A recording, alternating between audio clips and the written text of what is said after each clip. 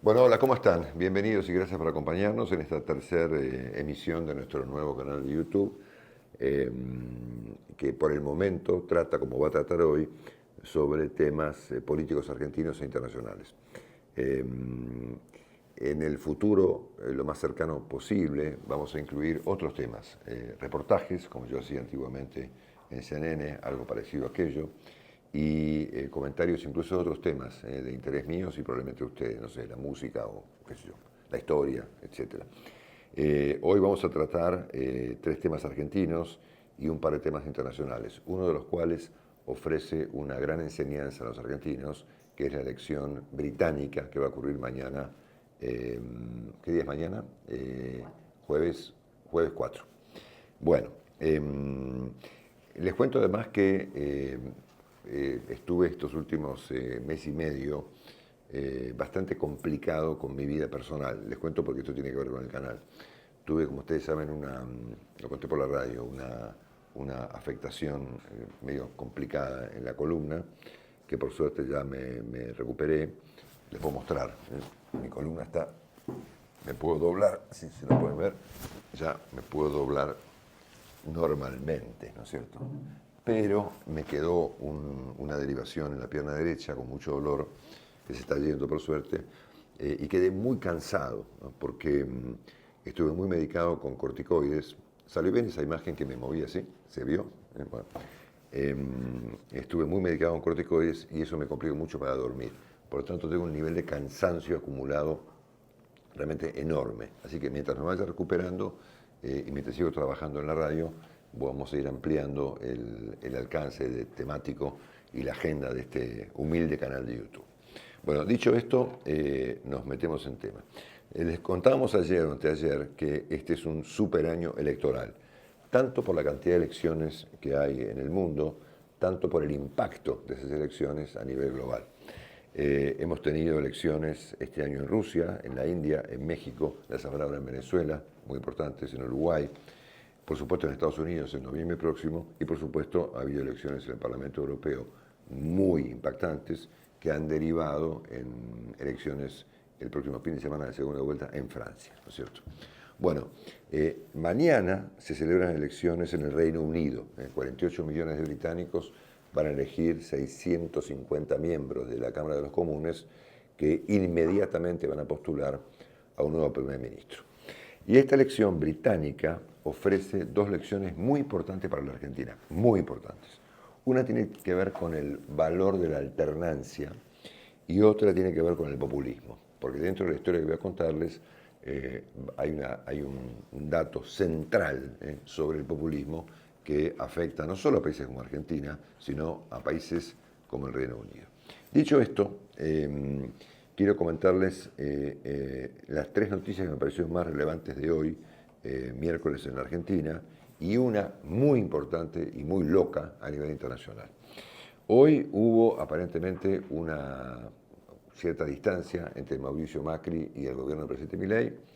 Hoy, otra vez, el presidente Milei tuvo una reacción espantosa contra una periodista. Y hoy el ministro Caputo presentó unos números que son muy raros. Empecemos por Macri. Ustedes recuerdan que el presidente Macri, cuando llega a la elección que consagra a Milei como presidente, se ocupó personalmente, fue bastante visible, de obturar el ascenso, que en aquel momento parecía obvio, de Horacio Rodríguez Larreta como candidato a presidente, bajo el argumento de que Larreta era un tibio, ¿no es cierto?, y que hacía falta alguien como Bullrich para encabezar la fórmula de lo que en su momento era Juntos por el Cambio, que terminó detonado. Una vez que Macri consiguió obturar a Horacio Rodríguez Larreta, luego obturó a Bullrich, ¿no? En lo que pareció una campaña donde él no la apoyó, es el microondas de mi casa, no la apoyó demasiado, porque pareció más bien apoyar a Milei. Ustedes recuerdan que cuando Bullrich gana la interna contra Larreta, Macri aparece en el escenario y lo primero que hace es felicitar a Milei en vez de a Patricia Bullrich.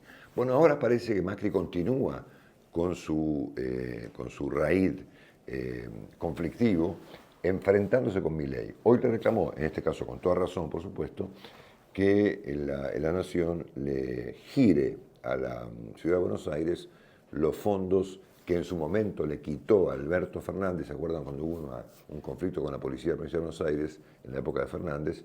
Y el presidente Fernández le quitó fondos a la ciudad de Buenos Aires para que Kicillof le pudiera pagar los sueldos a los policías bonaerenses. Bueno, eso derivó en un juicio en la Corte, un juicio que llevó a la Corte, y la Corte falló naturalmente en favor de la ciudad de Buenos Aires. Y al momento, como en la Argentina los fallos de la Corte no se cumplen, el gobierno de Milei tampoco cumplió el fallo de la Corte, como no lo cumplió en su momento Alberto Fernández. Entonces hoy Macri le exigió al gobierno del presidente Milei que efectivamente pague esos fondos a la ciudad de Buenos Aires. Esto, por supuesto, va a ser leído, y yo lo entiendo también de este modo, como no solamente como un reclamo de fondos, sino como una toma de distancia de Macri del gobierno del presidente Milei luego de la aprobación de la ley de bases, ¿no es cierto? Que, por supuesto, luego que se aprobó con una mayoría muy significativa, yo me pregunté, bueno, ¿cómo seguirá esta historia? Es decir, ¿podrá haber nuevamente mayorías de semejante magnitud para un gobierno que tiene apenas 137 diputados y consiguió como 140 y pico para la votación? Difícil. Bueno, Macri parece demostrar que eso va a ser complicado. Personalmente opino, si importa mi opinión personal, que en algún sentido el expresidente Macri tiene mucha responsabilidad en el ascenso de Javier Milei a la presidencia, ¿no? Ustedes recuerdan que en su momento Sergio Massa utilizaba a Milei para perjudicar al macrismo y el macrismo utilizaba a Milei para perjudicar a Massa, ¿no es cierto? Finalmente el experimento es como que le salió mal a los dos, ¿no es cierto? Porque el experimento cobró vida propia y finalmente ganó las elecciones.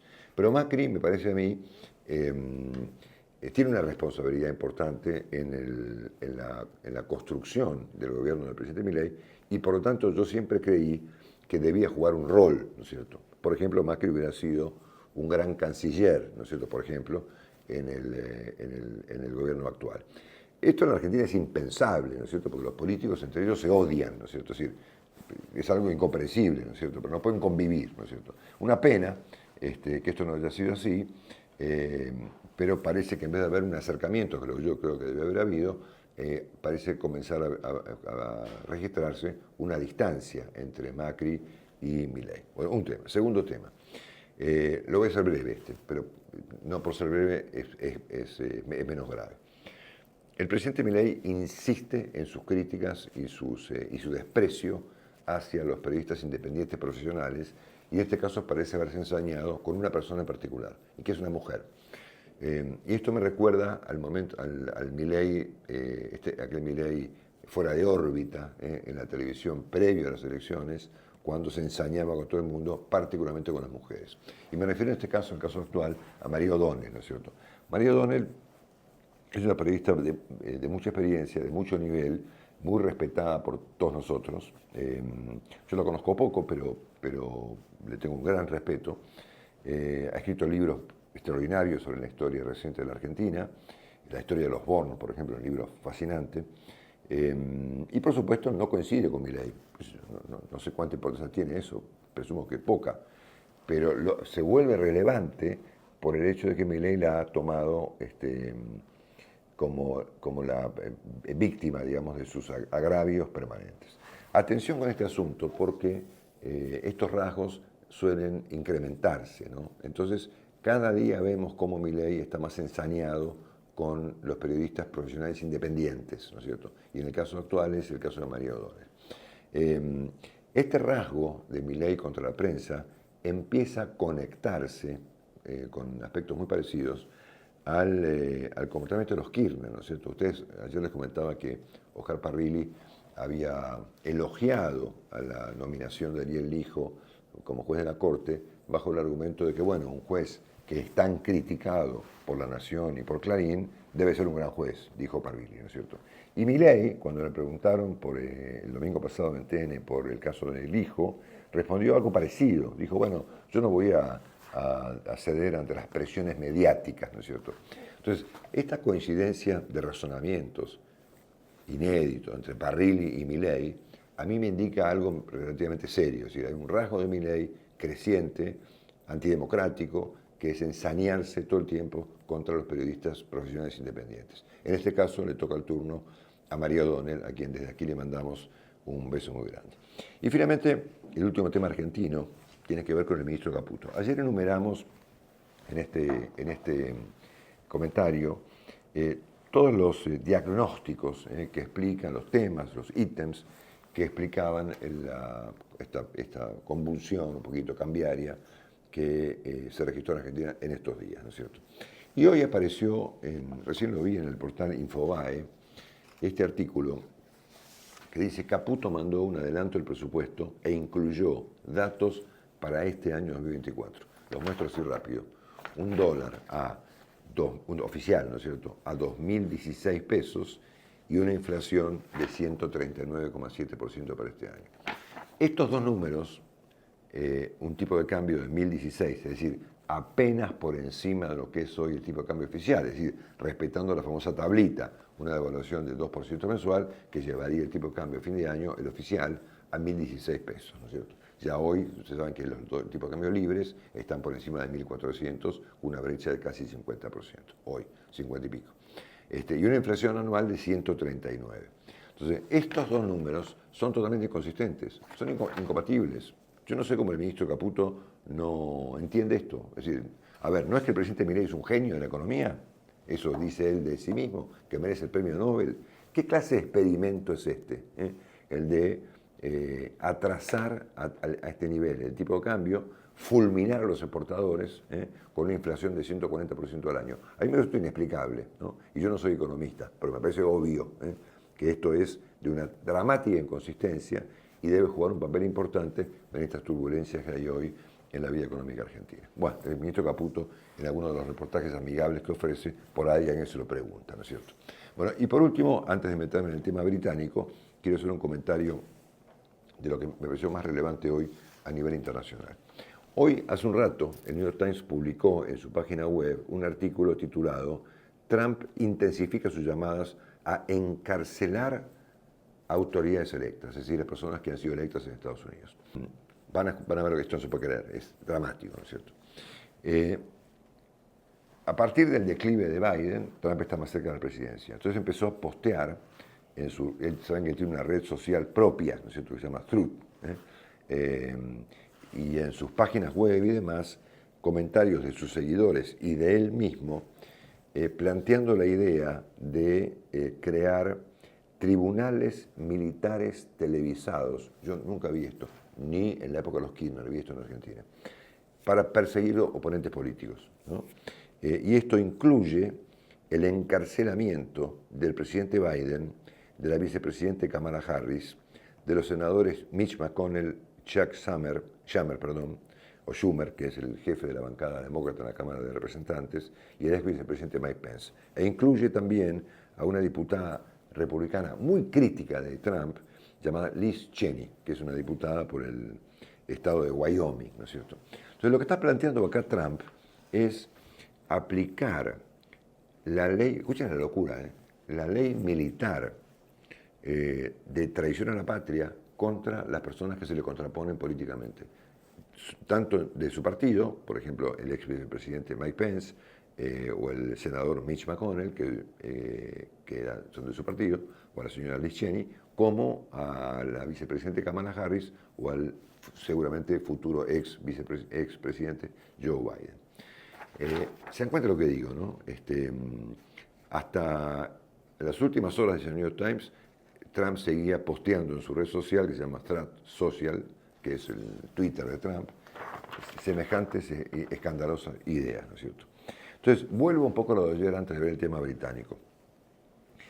Los declives de Biden y de Macron, con independencia de lo que cada uno opine sobre estas dos figuras, esto es, los declives de Estados Unidos y de Francia, ¿no es cierto?, nos sugieren algunas cuestiones muy inquietantes. El futuro de la OTAN corre peligro, la supervivencia de Europa como proyecto corre peligro, la irrupción de la ultraderecha, muy ultraderecha, en algunos países europeos como Francia, que es una ultraderecha que se la llama en muchos lugares una derecha, un fascismo y un nazismo posguerra, ¿no es cierto? Hoy han aparecido en algunos reportajes de noticias posteos y comentarios de seguidores de la señora Marine Le Pen totalmente nazis, una cosa alucinante, ¿no es cierto? Y por supuesto, estas elecciones están poniendo en juego el futuro, aunque parezca mentira, de la democracia norteamericana. Y esto es una prueba elocuente, es decir, a ver, el tipo que efectivamente hoy tiene más chances de presidente de Estados Unidos está postulando crear tribunales militares para juzgar a sus rivales bajo el argumento de traición a la patria. Yo nunca vi nada semejante en el mundo occidental. Sí, tómenme que esto es un asunto ciertamente muy grave. Bueno, dicho esto, me quiero meter en el tema británico, porque me parece que el tema británico ofrece algún par de enseñanzas a los argentinos. El Reino Unido parece, a la inversa del resto del mundo, girar hacia la izquierda. Y de hecho, la figura principal de la elección de mañana es un tipo que se llama Keir Starmer, que es un hombre que tiene unos 61 años, más o menos, 62 años, abogado, hijo de una enfermera y de un empleado de una fábrica, miembro de la Cámara de los Comunes, por supuesto, y en todo caso, en los últimos años, líder de la oposición. Él es algo así como un sucesor de Tony Blair, es decir, alguien que logró llevar el Partido Laborista Británico, que siempre ha sido muy de izquierda, a posiciones mucho más de centro, ¿verdad? Tony Blair fue, en todo caso, una suerte de revolución en su momento, porque el Partido Laborista era muy de izquierda, y él lo llevó muy al centro, ¿no es cierto? Casi a la centro-derecha, ¿no es cierto? Luego de Blair, el Partido Laborista Británico volvió a posturas muy radicalizadas, hasta inclusive antisemitas, y Starmer está volviendo al laborismo británico otra vez al centro, ¿no es cierto? Entonces, da la impresión de que mañana Starmer se va a convertir en el primer ministro británico. En un mundo que gira a la derecha, los británicos parecen girar a la inversa, ¿no es cierto? Si miramos o tratamos de recordar un poquito, y acá vienen las elecciones para la Argentina, lo que ocurrió en los últimos años en la política británica, a través de sus primeros ministros, recordamos, empecemos por Thatcher, ¿no? Que es la figura más conocida por los argentinos, ¿no es cierto? Thatcher fue una figura ultraconservadora que gobernó Gran Bretaña durante 11 años, de 1979 a 1990. Y le sucedió otro primer ministro conservador, que se llamó John Major, que gobernó 3 años, por lo tanto, no, perdón, 7 años. Por lo tanto, entre los dos, Thatcher y Major gobernaron el Reino Unido durante 18 años. Allí terminó el ciclo conservador largo y aparece Tony Blair, ¿no es cierto?, que fue una gran revolución en su momento, como les decía, porque fue el hombre que convirtió al laborismo británico en un partido mucho más moderado de lo que históricamente fue. Recordamos que el laborismo británico nace de los sindicatos, ¿no es cierto?, muy revoltosos, ¿no es cierto?, en el Reino Unido industrial, ¿no es cierto? Bueno, y Blair gobierna durante 10 años, más 3 años de su sucesor que se llamó Gordon Brown, que gobernaron 13 años. Es decir, Reino Unido tuvo una alternancia en aquellos años de 18 años y 13 años entre conservadores y laboristas, con éxito, ¿no es cierto? Y acá empezamos a mirar la noción de la alternancia, que me importa mucho para este comentario. Cuando finaliza el periodo laborista, vuelven los conservadores. Y ahí aparece, ustedes recuerdan a David Cameron, ¿no es cierto?, que fue el tipo que en su interna, digamos, en su partido contra Boris Johnson, lo desafía a Johnson por el tema del Brexit. Johnson postuló al Brexit y Cameron no. Entonces Cameron le dice, no, vamos a llamar un plebiscito. Y lo pierde, ¿no es cierto? Entonces ahí empieza una situación muy complicada porque se va efectivamente Cameron, que gobernó unos años, lo sucedió la señora Theresa May, que pasó sin pena ni gloria. Ahí aparece Boris Johnson y subrayamos esta figura, Boris Johnson, vamos a volver a él enseguida, que gobierna unos cuantos años y ocurre el desastre del Brexit durante los años de Boris Johnson. Se va Johnson en un escándalo, viene una señora Liz Truss que dura unas pocas semanas y finalmente el periodo conservador finaliza con un primer ministro que pasa también sin pena ni gloria, llamado Rishi Sunak, ¿no es cierto? Total 14 años, es decir, que desde Cameron hasta Sunak los conservadores gobernan 14 años. Entonces, quiere decir, si uno mira la política británica de los últimos años, de los 80 para acá, hubo 3 grandes periodos de alternancia, 18 años conservadores, 13 años laboristas y 14 años conservadores. Y eventualmente mañana vuelve el laborismo con la figura del señor Keir Starmer, que yo lo vengo siguiendo hace años y es un tipo muy interesante. Bueno, dicho esto, acá lo que observamos es la noción de la alternancia como un elemento central del orden político de los países. Es decir, a ver, es como que la noción del desarrollo de los países tiene mucho que ver con que la alternancia en el poder de fuerzas relativamente contrapuestas no alteren dramáticamente el rumbo de las cosas. Uruguay, por ejemplo, ¿no? El Reino Unido, países con un cierto bipartidismo en donde los sectores contrapuestos, bueno, se alternan en el poder y ese proceso de alternancia civilizada finalmente deriva en el desarrollo de los países. Esto es muy importante en el caso argentino, porque en la Argentina la política se ha vuelto facciosa, ¿no es cierto? Y son, a ver, inconexos y excluyentes. Es decir, ningún sector político argentino entiende la noción de la alternancia como factor central del desarrollo.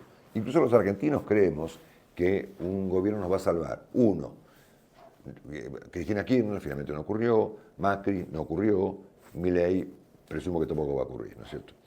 Porque finalmente no entendemos que lo que cuenta para el desarrollo es la alternancia en el poder sin que las cosas cambien dramáticamente, ¿no es cierto?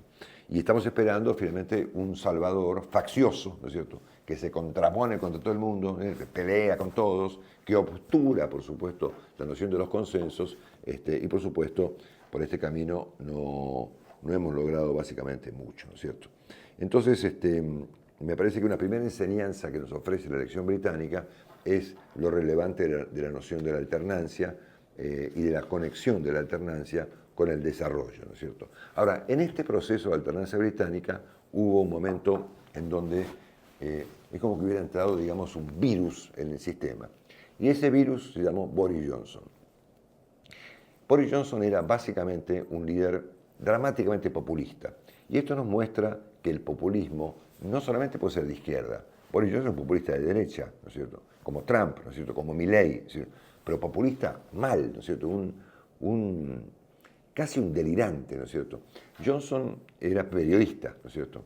Y escribía artículos bastante delirantes en diarios británicos, exagerados, fue corresponsal en Bruselas, le tomó odio a la Unión Europea, bueno, aparecía como líder disruptivo, gritón, un tipo muy culto. Alguien dijo, y yo repito siempre, porque la frase me parece muy descriptiva de él, era como así como el idiota más culto del mundo, ¿no es cierto? Bueno, total que finalmente Boris Johnson, en este proceso de gobiernos conservadores de los últimos años, se sale con la suya y consigue efectivamente consagrar el Brexit, una elección en donde, en una especie de referéndum, o ¿cómo se llama sí, referéndum, en donde por un par de puntos, 52 a 48, finalmente se consagra el Brexit. Y acá les muestro rápidamente un cuadrito que muestra el desastre del Brexit, el desastre. Fíjense en este cuadrito cómo inmediatamente, en comparación con el resto del mundo, el comercio británico con el resto del mundo se derrumba como un piano, así, ¡puf! Desastre. Lo que nos deja como enseñanza Johnson es esta mezcla dramática, tan argentina, de populismo y aislamiento. Porque finalmente el Brexit fue un proceso de aislamiento, ¿no es cierto? Y ustedes fíjense que el dato central con el cual llega el Reino Unido a la elección de mañana es que por primera vez después de la Segunda Guerra Mundial, los británicos bajaron su nivel de vida. Es interesantísimo. Entonces, fíjense ustedes cómo la alternancia, acá creo que esto hace juego, ¿no es cierto?